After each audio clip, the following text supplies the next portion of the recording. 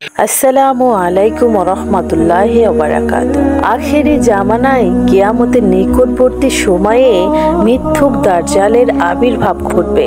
দাজ্জালের আগমন কিয়ামতের নিকটবর্তী হওয়ার সবচাইতে বড় আলামত।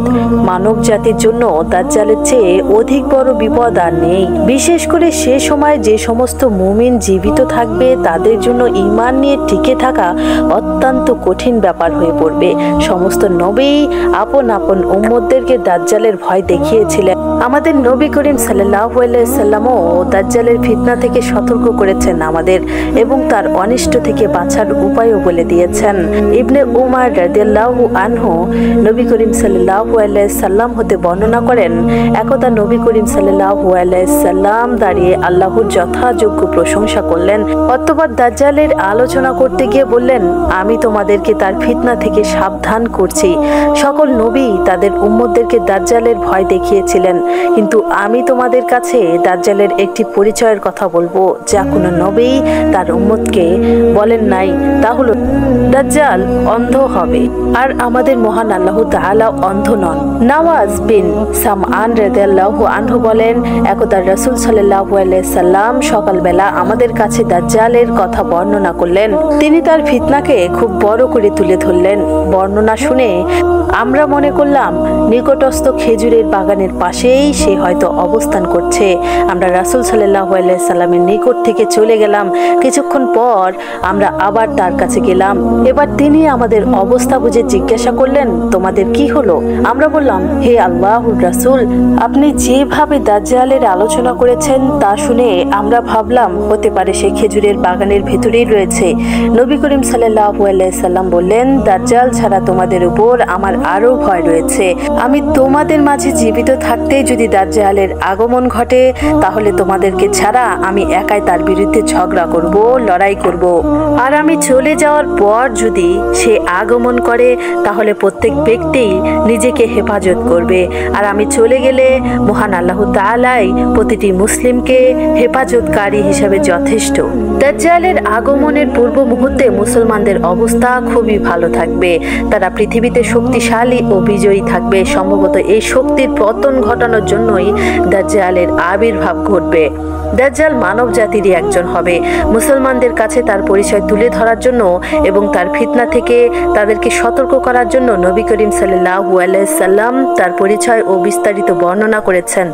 মুমিন বান্দাগণ তাকে দেখে সহজেই চিনতে পারবে এবং তার ফিতনা থেকে নিরাপদে থাকবে। নবী করিম সাল্লাল্লাহু আলাইহি সাল্লাম তার যে সমস্ত পরিচয় উল্লেখ করেছেন মুমিনগণ তা পূর্ণ অবগত থাকবে।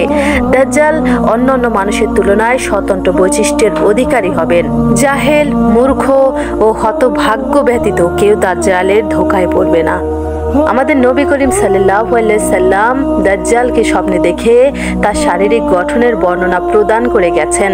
তিনি বললেন, দাজ্জাল হবে বৃহদাকার একজন যুবক পুরুষ, শরীরের রং হবে লাল বেটে, মাথার চুল হবে কোঁকড়ানো, কপাল হবে উঁচু, বক্ষ হবে প্রশস্ত, চক্ষু হবে টেরা এবং আঙ্গুর ফলের মতো। দাজ্জাল নির্বংশ হবে এবং তার কোনো সন্তান থাকবে না। বিভিন্ন হাদিসে দাজ্জালের চোখ অন্ধ হওয়ার কথা বর্ণিত হয়েছে। কোনো কোনো হাদিসে বলা হয়েছে দাজ্জাল অন্ধ হবে, আবার কোনো কোনো হাদিসে আছে তার ডান চোখ অন্ধ হবে, আবার কোনো কোনো হাদিসে রয়েছে তার বাম চোখ অন্ধ হবে। মোট কথা তার যে কোনো একটি চোখ দূষিত হবে। তবে ডান চোখ অন্ধ হওয়ার কথা হাদিসগুলো বুখারী ও মুসলিম শরীফে বর্ণিত হয়েছে।